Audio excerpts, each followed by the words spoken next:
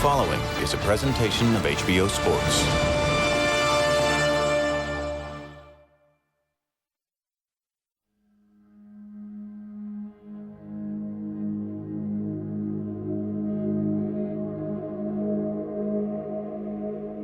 The end shadows every beginning. Ignore the truth of that fact as long as you can. It's simpler to live that way. More sensible to deny the darkness that lies ahead. Unless you can't. Unless your worst fears are what drive you. Unless your most vicious demons are what propel you. Unless you define your life by death. Always remember, no great fighter ever runs from the darkness that lies in front of him. It's much more natural to embrace it.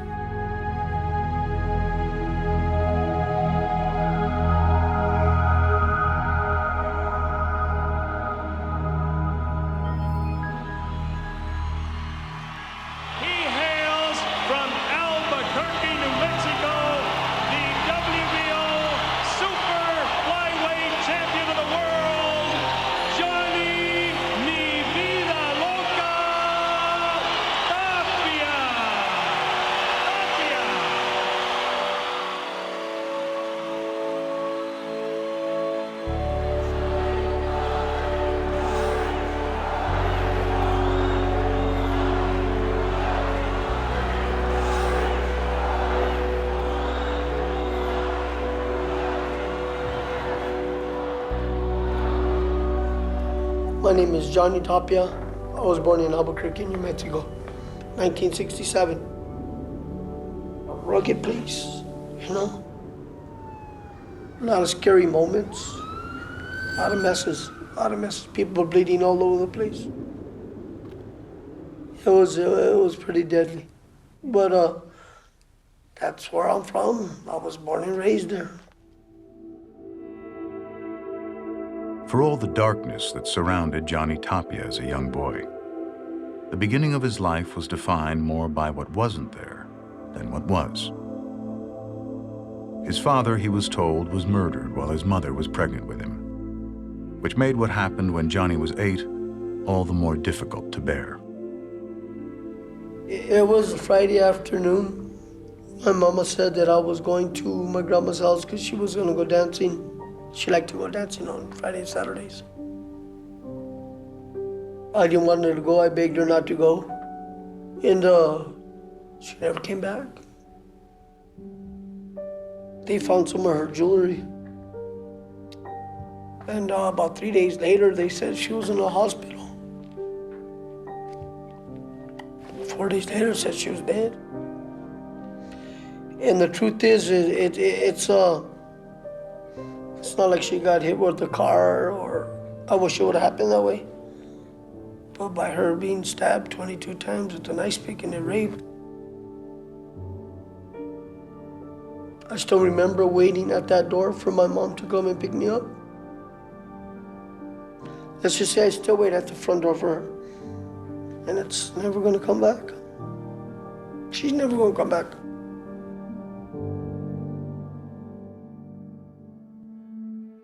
Virginia Tapia's murder would be classified as officially unsolved when the police closed the case a year after the crime, while the son she left behind only got more practiced with his family's struggle to stay afloat.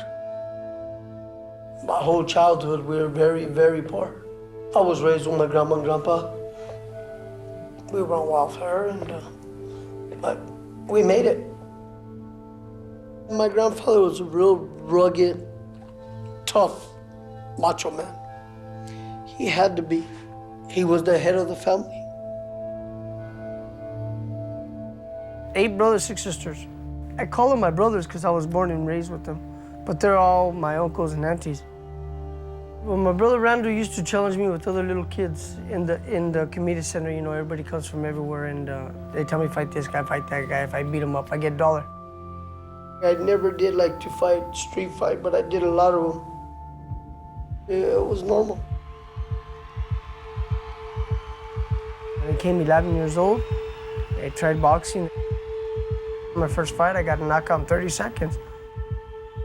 And since then, I never stopped. In the blue corner is Johnny Tapia, 15-year-older from Albuquerque, New Mexico. He has been boxing for just 18 months, so you've got a lot of experience against a youngster that has not been around in this sport that long in Tapia, but despite that lack of experience, he has reached the championship in the 100-pound division. I won the Golden Gloves 5 years in a row. I won 2-time nationals. I had 122 fights. I had 101 wins, 21 losses, 65 knockouts, rated #1 in the world for 6 years in a row. In the red corner from New Mexico, Johnny Tapia. See, my grandpa was a fighter. He was always there for me in boxing and amateur, and I wanted to take after his footsteps, and I wanted to be somebody. To do that, he turned to a local Albuquerque manager-trainer named Paul Chavez. And on March 28, 1988, he made his debut as a professional. Tapia has had quite an amateur career. This is his pro debut. He came in from Albuquerque. His manager, Paul Chavez, paid their own plane fare to get out here. Johnny Tapia throws that long, open left hook. That's a vicious punch if it lands. His first pro fight would end up a draw. But after that, there was no stopping Johnny Tapia.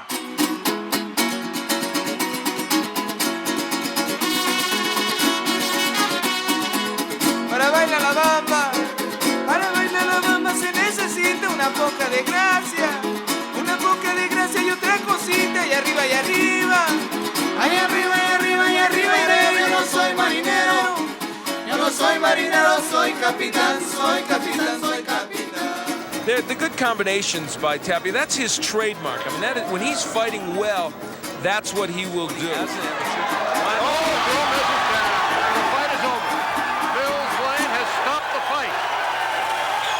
Johnny Tapia has won by TKO in the 11th round, and he is the new USDA Super Flyweight champion. And he took a major step toward getting a shot at a world title.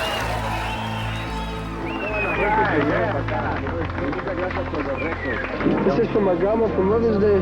I'm gonna give it to her. Johnny Tapia was 23 years old, undefeated, and poised to break out as one of boxing's new stars. But outside the ring, he was still living in a dark, dangerous world. He was a member of Albuquerque's Wells Park Locos gang and had begun using cocaine. First time I did it, I was like, wow, man. I enjoyed it. So I kept on doing it. Cocaine was my mistress. He'd fail his first drug test in June of 1990. And several more over the next few months, stalling his boxing career. And then, while preparing for his return, he was arrested by Albuquerque authorities. What happened, Johnny? I don't know, they just went and picked me up from training. For what? What'd you do? I don't know. I was just training, working out, getting ready for the fight, and they got me. Today's events probably end the boxing career of Johnny Tapia, the Albuquerque super flyweight. As we heard at the top of the show, Tapia was arrested for threatening to kill a witness in the murder trial of his cousin. At about the same time, the State Athletic Commission was calling a news conference concerning Tapia, but it had nothing to do with his arrest. Tapia had flunked another drug test, one administered the same day he received a conditional boxing license. Both laboratories reported positive cocaine detection. The ensuing suspension would ultimately keep Tapia out of boxing for a total of 3.5 years. Probably a lot of stupidity, basically. You know, using and fighting, and it's probably the thing that was a lot of depression, a lot of anger that I couldn't control. Probably 90, 91, and 92 I was at my worst. He took boxing away from me. I didn't have nothing. He was broke and frequently homeless. With no job, one of his only routes to income came here, at an Albuquerque bar, where he'd collect $300 cash and a case of beer for taking on all challengers inside its giant cooler. The only weapons barred in these brawls were loaded guns. Everything I destroyed was myself. I didn't want to hurt nobody or do anybody, but it was my battles with cocaine, with my addiction. I battled with that drug I've been a demon for many years. You know, I just never could cry out to my mom to help me. When I was addicted to coke, I ended up dying in I don't know who today. They went and they left me off and they dropped me off dead right there. They figured out my tattoos and they called the doctor and they revived me right back. I don't even remember nothing but my wife holding my hand. Tapia met 20-year-old Teresa Chavez in the midst of his suspension and personal turmoil. She was as tame as he was wild, a source of stability for the troubled fighter to grab a hold of. I met her at a barbecue. I wanted to date her, but she didn't want to date me. You know, and I kept on pushing it and pushing it. Everywhere she go, I follow. I told her, once I ever get you, I'm gonna marry you. I got her and I married her. Kiss your bride, honey. I love you forever. She didn't know I was a bad drug addict. I hid it from her. A couple of guys told her, if you really want to know what Johnny is, go to the restroom. And they basically told her and she caught me. She was mad, but she didn't know the real me. That night, I ended up dying that night on her.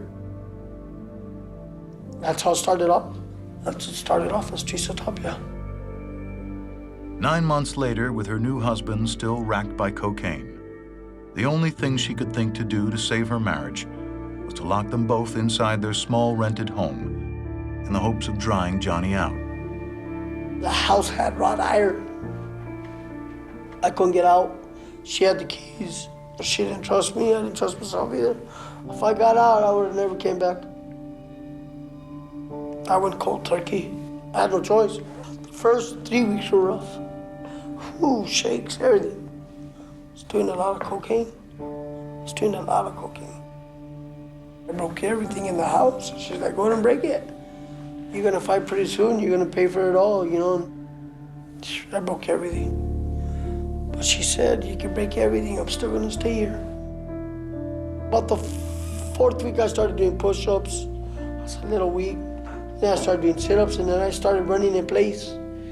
And then Paul Chavez came and picked me up, and I started running.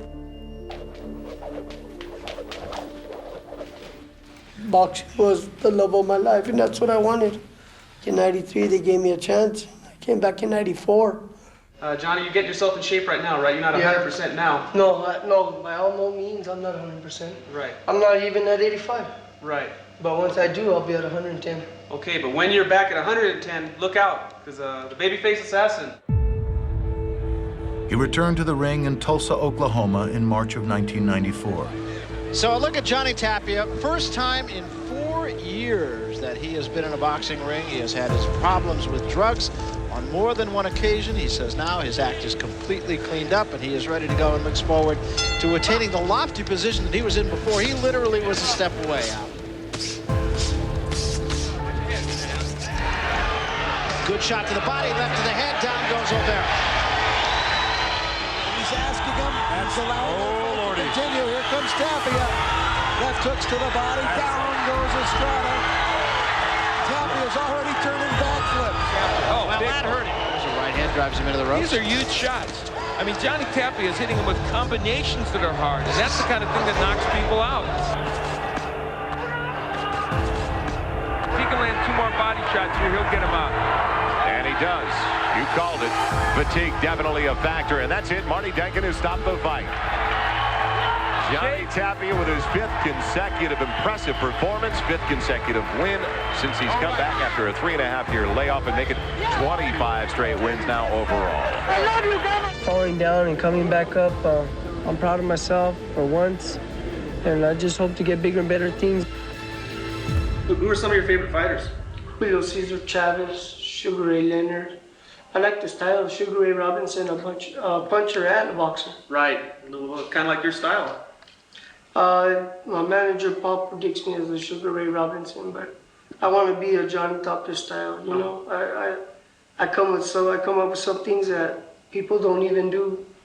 But like I say, I'm really focused for this fight. I've never been so serious for a fight. That fight would be his first world title shot, set to take place on October 12th, 1994. We're going to be making history that night because this is going to be the first night ever for a local boy that was born, raised, and reared right here in Albuquerque to fight for a world title. Ladies and gentlemen, from La Casa de los Lobos, the pit, here at the University of New Mexico, let's get ready to rumble! Man, this is my hometown. You know, look at all those people. Introducing first, fighting out of the blue corner, Henry El Pil Pil Martinez. And his opponent across the ring, fighting out of the red corner. He is the pride of Albuquerque, New Mexico, presenting the baby. Ain't nobody was going to beat me there. Johnny Tapia.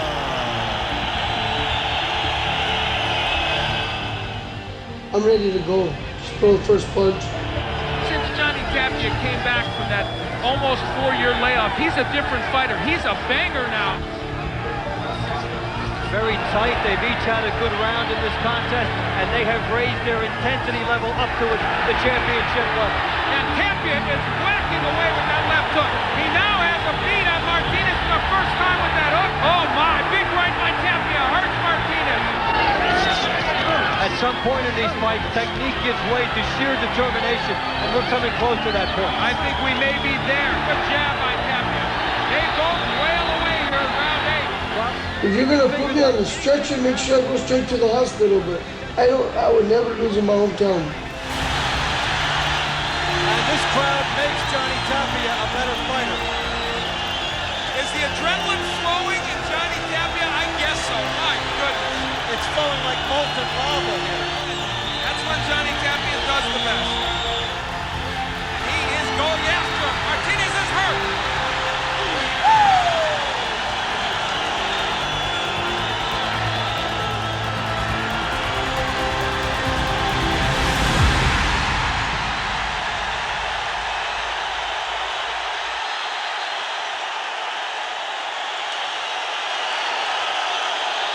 He just barely beats the count. It is over.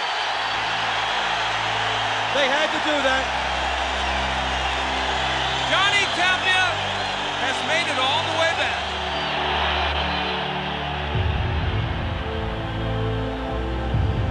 Albuquerque and Stoya TV, baby. And I never forgot it, man. And new super flyweight captain of the world, Johnny Tapia. Henry was the biggest accomplishment in my life, to come back through everything that I've been through. The beautiful thing of all things was I won in my hometown, my first world title, and the fans were crying for me. Because like I said, I've died and come back. It's been a lonely road, and at the end of the tunnel, there was a lot of shining light. Johnny, your emotions right now. I'm very excited. I gotta give a lot of thanks to Henry. He's one of the tough fighters out there. My manager, my grandpa, my grandma, my wife, and Melly. You made it all the way in Albuquerque, my brother. We made it, baby. It's been a long road. I was happy, good Lord, just like I did it, babe. We both grabbed each other, hugged each other, and we cried because I didn't do it myself. I did it with my wife.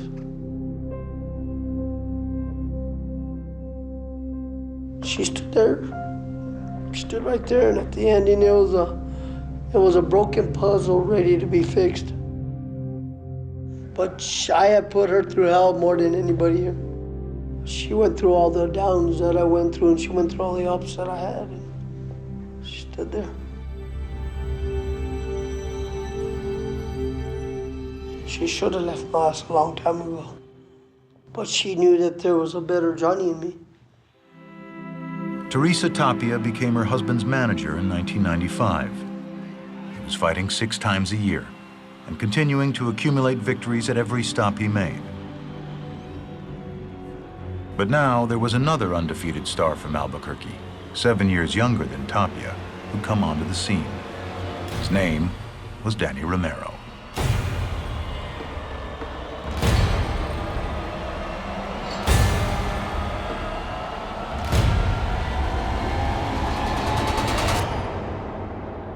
Danny was coming up as a champion, and I was already kicked out of boxing. He was coming up, and I was the bad guy. He was the good guy.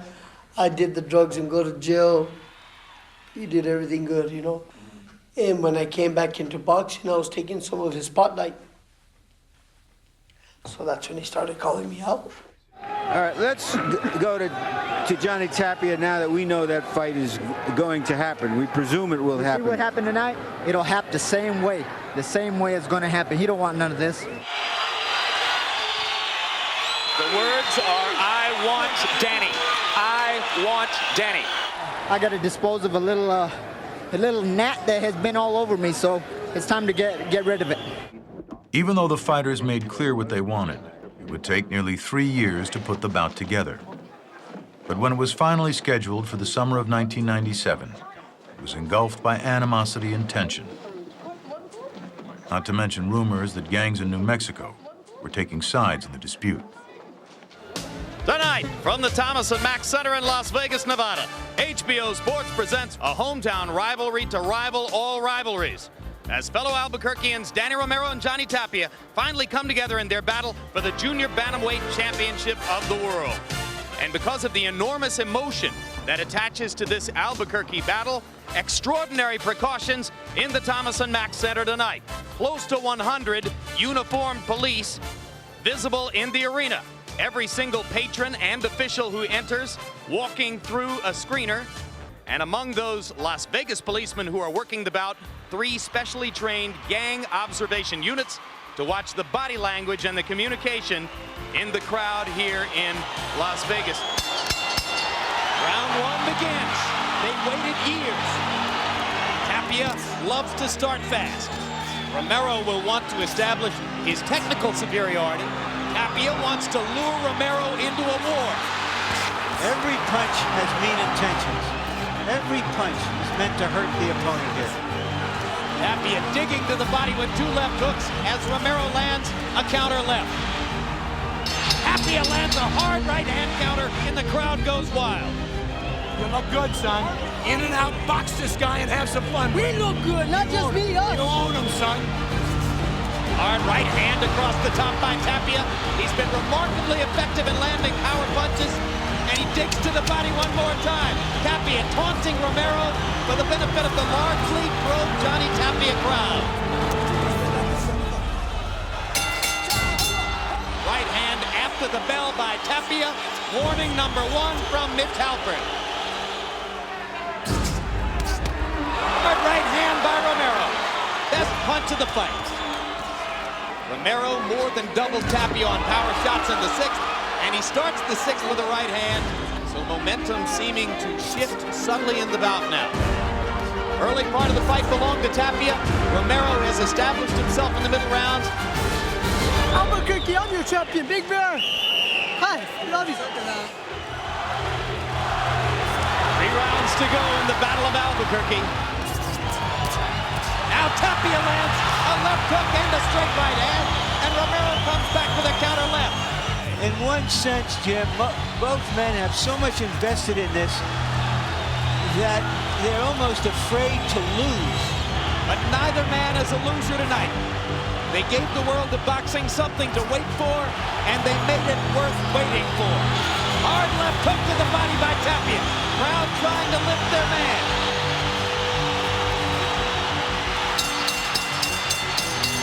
A good round for Romero. Tapia's trademark backflip. Let's wait and see what the scorecard said. Ladies and gentlemen, here is the decision of the judges at ringside. Judge Dr. Clark Sammartino scores it 116-112. Judge Jerry Roth scores it 116-112. Judge Glenn Hamada scores it 115-113 to the IBF and WBO Junior Bantamweight Champion of the World, Johnny Tapia.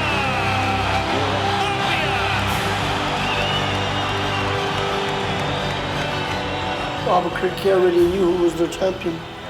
I was their champion before and I was their champion after.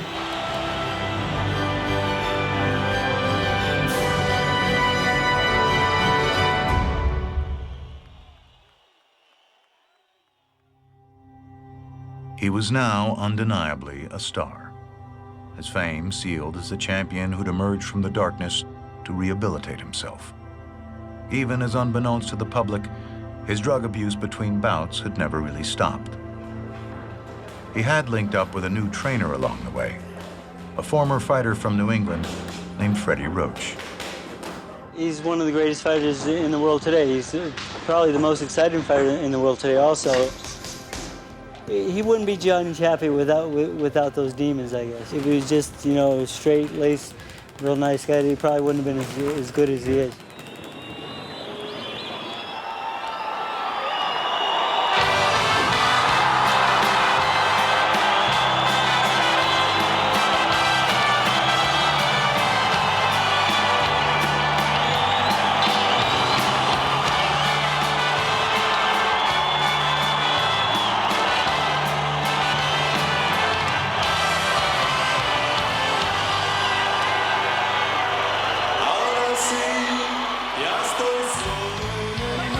Tapia, I think, is comfortable. Oh, look at that shot! What do y'all think about Johnny Tapia around here? Yeah, you know, Johnny Tapia, keep it up, baby. Tapia, Johnny Tapia, you heard from Victor, Johnny Tapia. Nada más que me entierren cantando. Are you satisfied with the way your career has gone now and the way you've been matched up? Or are you looking for one more big mark? You know what I'm basically looking for is to retire undefeated. I've been through hell and back. God's on my side. He's protected me, you know, and I'm only getting better with age too, as in the fighting game. He's just like a down-to-earth, ordinary person, you know. He don't let fame get to him. That's my dog. I got nothing but love for my homie, ain't right here, Johnny. The winner and the new WBA Bantamweight Champion of the World, Johnny Tapia.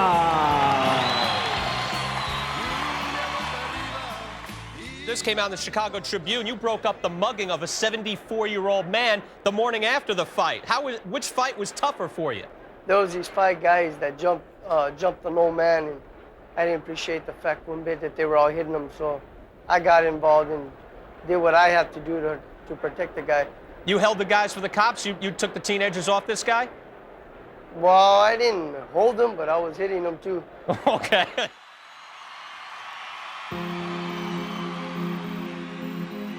His joy, fearlessness, and passion were always easy to see inside the ring. Even as the struggles and pain of his past never seemed more than an arm's length away. Most intensely, when Teresa Tapia had investigators reopen Johnny's mother's murder case after 2 decades to help him find the closure he'd never had. 23 years ago, his mother, Virginia Tapia Gallegos, was found here along Albuquerque's West Mesa. She had been stabbed more than 20 times, and to this day, no one has been arrested or charged with her murder. I wanted to find who murdered his mother. With the Champs OK, Jerry Waltz brought together an elite group of investigators. 4 months ago, they came upon a file detailing the case. In it are statements from witnesses, the last people to see Gallegos, lists of physical evidence, including bloodstains on a pair of men's shoes and inside a car, and fingerprints from beer cans. Waltz thinks it all points to one suspect and an accomplice. The investigators officially solved the crime in the spring of 1999, 24 years after it took place. The Tapias say they were told the killer is the man they suspected all along. the man last seen with Johnny's mom, and who was interviewed by investigators more than once. Turns out he died 8 years after the murder in a hit-and-run accident. Johnny's been going through different emotions. One day he can be very upset. Next day he can be crying. Next day he'll be very angry. There was a closure in my heart, in my soul, that they finally found out, but kind of pissed off it took so long, for so many years, when they had the right guy right there and then. I wanted him first. I was gonna hurt him. But he died. You know, a car ran over him 3 times, but maybe it was for the best. I'd stab the shit out of him like it's nobody's business. I want him so bad, that guy, I still think about him. I already did the rest of my life with no problem in prison, just knowing that I got him. Nobody ever touches my mama. I don't care who you are, what you are, how you are. Nobody puts their hands on my mama. That's the love of my life. It's my queen. The saddest part of my life is outliving my mother. I tried to kill myself so many times. Just seemed to come back. But I struggle with that every day. I want my mom. I want my mom. Can't have her today. Just a few weeks after he learned who killed his mother, Tapia was still reeling, but due back in the ring for his next fight. Set to face a formidable foe in the southpaw, Holy Ayala. I want a good, clean fight. Keep the punches up. Give me a clean fight. Check him up. Here we go. This is the real thing. I guess it's safe to say there's some bad blood here, Steve. Pretty accurate statement. Tapia, constant movement, going to the body. Hardly ever a dull fight with this guy, so aggressive. Tapia nearly slipped. Ayala pushing Tapia back, and Tapia marching forward with a barrage of his own. Tapia boxing beautifully with a left and a right combination. Saves the round. Tapia saves the round. Johnny, this is your life, all right? Let's go to work, okay? All right? All right? Go get him. Go get him. Tapia trying to get the crowd going. Cheerleading.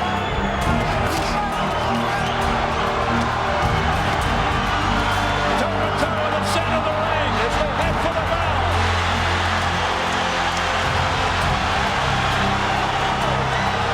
Ayala slips. Final 10 seconds.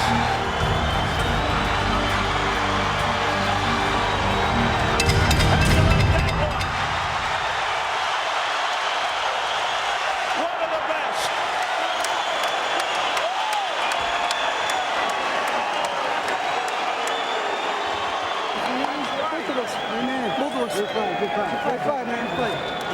That looks like a lot of worry on the face of Johnny Tapia. Well, ladies and gentlemen, after 12 rounds of boxing, we do have a unanimous decision as the judges agree the winner and the new WBA bantamweight champion of the world, Holy Ayala.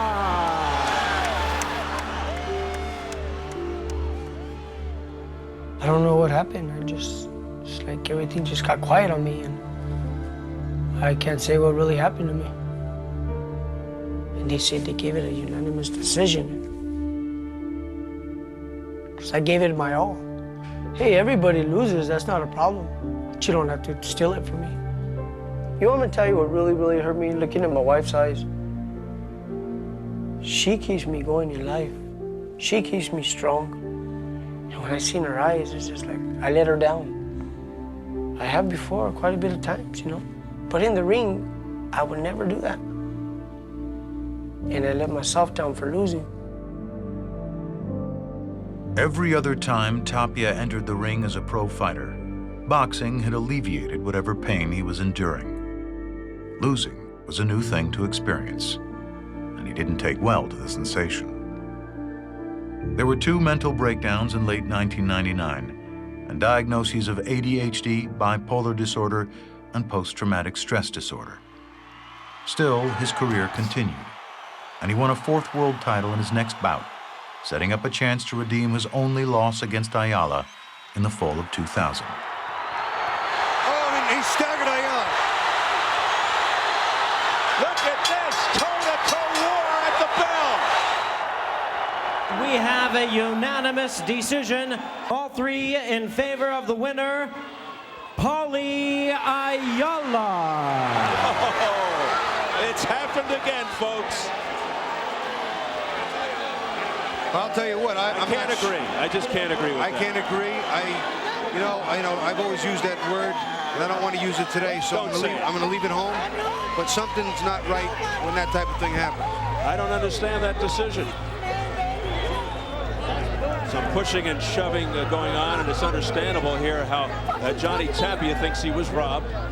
Very emotional, passionate Johnny Tapia, extremely upset. A distraught Johnny Tapia has to be assisted off. I really think that I didn't lose those fights with Paulie Ayala.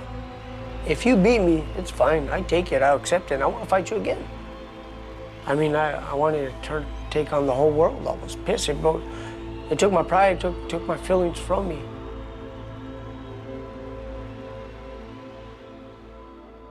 The disbelief was more hardened after his 2nd loss, and he moved on without another evident collapse. By early 2002, he rebounded and won a 5th title belt in New York City. Johnny Tapia is an outstanding fighter, one of the biggest little men in boxing over the last decade, and they compelling personalities whose battles with his own demons outside the ring have been as fierce as his battles with opponents inside the ring. The biggest payday of his career came later that year. $2 million to fight Mexican star Marco Antonio Barrera. Here he comes with his manager wife, Teresa, just over his left shoulder. Freddie Roach, the trainer, just to his left, in his 3rd tour of duty as a trainer to Johnny Tapia. Tapia, who changes trainers and promoters the way rest of us change socks, has had 11 different trainers in his career. A boxing exhibition tonight for the man Johnny Tapia called the king of the featherweights. Marco Antonio Barrera of Mexico City trades down the stretch with Johnny Tapia, sealing what was apparently a clear victory over the New Mexico legend. Shortly after that fight, an accidental overdose left Tapia in a coma, the 3rd time his drug use had put him on the brink of death. I know there's a heaven. It's what you read in the Bible, you know. It says streets are made out of gold. They say it's beautiful. I don't know why God has me here today. I'm here for a purpose and a reason, but He just haven't told me. His relapses would continue to intensify over the next several years. And though he'd somehow always find his way back to the ring, he'd never again fight for a world title. For so many years, I've been trying to find out who's Johnny Tapia. I know I'm a lovable, caring person. I like to give whoever I meet the world. If I don't have it, I will try to get it. But there's just one side that takes me down, that hurts me, that frustrates me. When I'm mad is my mistress, and that's coke. But I'm willing to go as far as you want to. I'm willing to try as hard as I can, and that's a day-to-day struggle. I'll tell you a story from Las Vegas. We're doing a segment with Tapia, and a fan walks by and during the commercial, and he looks up and he says, "Hey, Johnny, you're a hero to me because you came from nothing and you made it." And Tapia looks down at him and says, "I haven't made anything yet. I struggle every day." Every time I look at Johnny, every minute we spend, I constantly will catch myself memorizing lines on his face and, you know, the way he smiles, because I always think that's the last time I'm gonna see him. I made it a habit, being married to him, not to think of tomorrow. You just don't. And Johnny will even tell you, never think of tomorrow because it may never come, and don't think about yesterday because it's gone. That's his favorite saying. You have to live in today, and that's what I've learned to do with him. I think my husband is overdosed. He disappeared on me on Thursday. He showed up earlier this evening and was like really out of it. I got pulling on him, I put water on him, I've tried everything. It was yet another overdose. Police would find cocaine on Tapia when they answered his wife's call. And then, as he lay in a coma in the hospital once more, the episode turned tragic in an unexpected way. A day and a half after Tapia entered Presbyterian, the family got even more bad news. A car crash on Highway 550. Tapia's nephew and brother-in-law were killed. Family members tell us the two were headed to Albuquerque to see Johnny in the hospital. I mean, everybody in the boxing world used to call them the married couple because they'd argue, and every video you see Johnny, you see my brother. That's Johnny's brother-in-law, Robert Gutierrez, who died in the crash on 550, celebrating a victory in the boxing ring back in 1997. That was my best friend. That was my partner. That was what we say in our language, my road dog, but I felt that I killed him because I was in the coma. If I could take that all back, I would. I would. It gets, sometimes it gets rough. I miss him. He is my partner. And like, I kind of messed it up because I fell in love with his sister, so we would never fight. We'd argue, but we would never fight, and what'll happen, he ended up marrying my niece.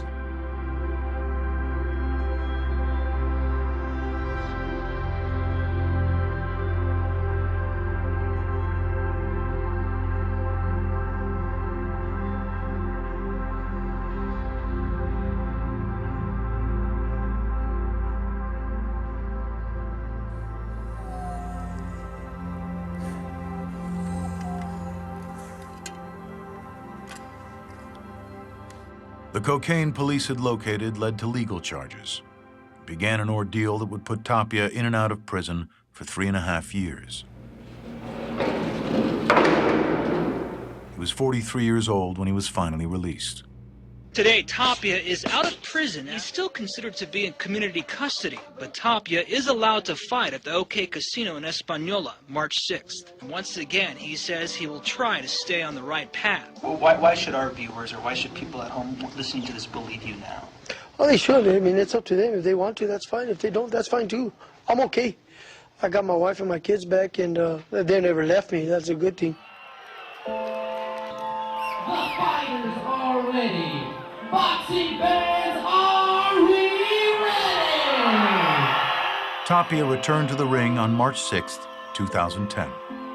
The prime of his career long since gone. But the escape boxing could offer is still there.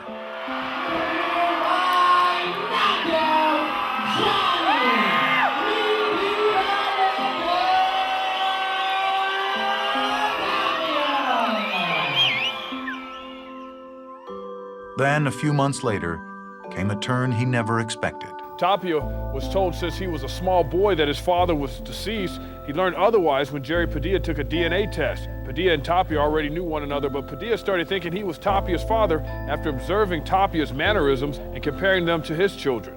Ah! It's touching. It's unreal. I mean, after 43 years, who'd ever think that I'd find my father then? My brothers. When we got the test, it was 99.97. So it was, you know, just a blessing. Jerry Padilla would be amongst the crowd of fans in attendance for Johnny Tapia's final fight on June 4th, 2011, at home in Albuquerque.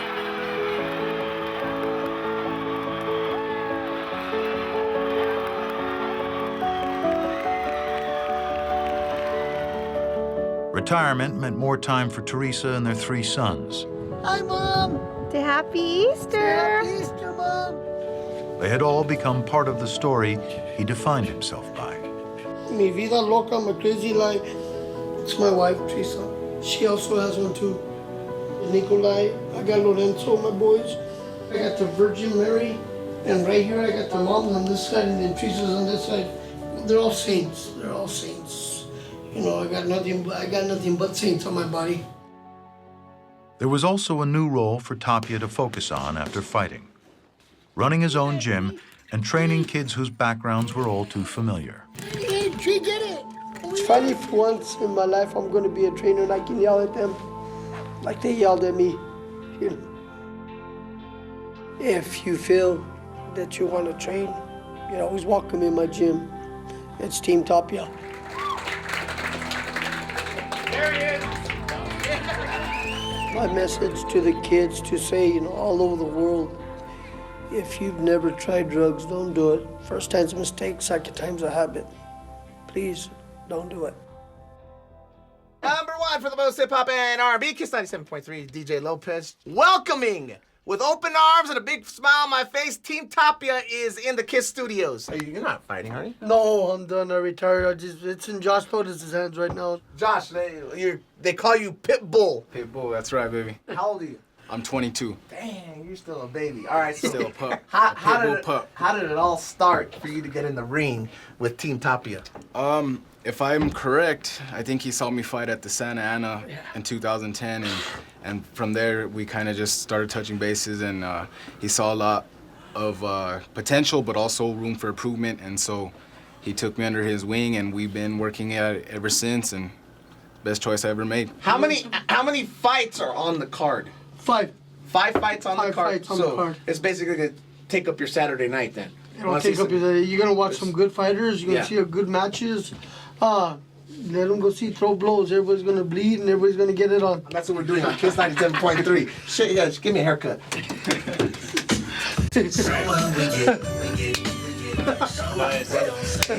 Hey, can you rap, Josh? We don't care who sees. So what we go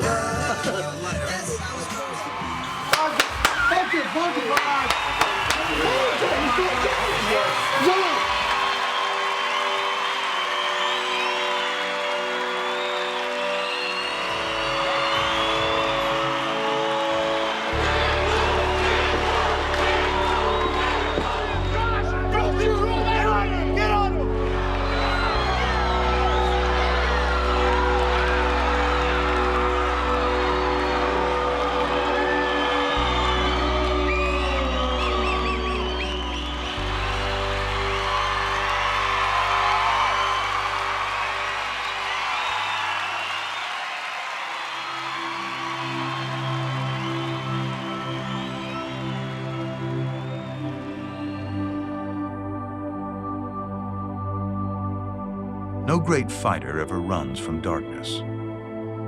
What it offers is far too enticing, masking the nightmares that forever follow you, hiding the pain that eternally defines you. Always remember, the end shadows every beginning. You know, I think if my mom was alive, I probably wouldn't have never fought. Probably a spoiled little kid, or who knows? Never got to see it. You know? She's taking care of me this far. Boxing has saved my life. Boxing has really saved my life. Made a career out of it, and it has its highs and it has its lows. And I've been as low as you can go, and I've been as high as you can get. I've always said a saying, yesterday's gone, tomorrow never comes. Today I'm okay.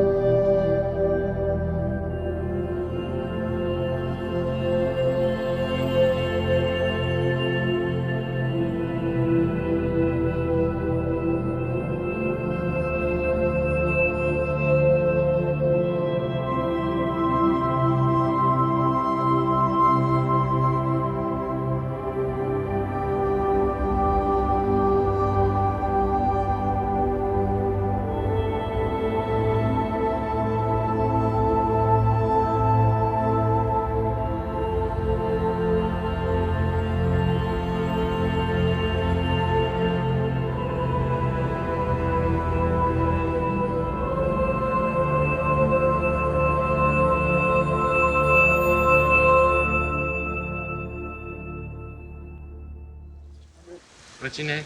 Johnny Lee Anthony Tapia. What do you do? I'm a professional fighter. Do you love boxing? I love to box.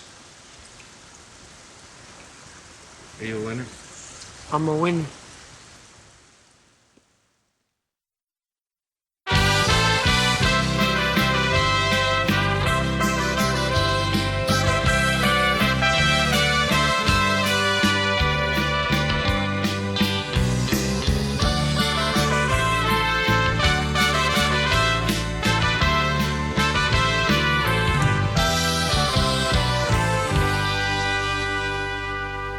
Ahora sí, ya estoy solo en el mundo, solo en el mundo vagando. No me importa si algún día me muero, nada más que me entierren cantando. He pasado mi vida rodando, he pasado mi vida tomando, te lo juro que de hoy en adelante me verán nada más tomando. Un día voy para arriba y voy a entregar lo que un día el Señor me prestó.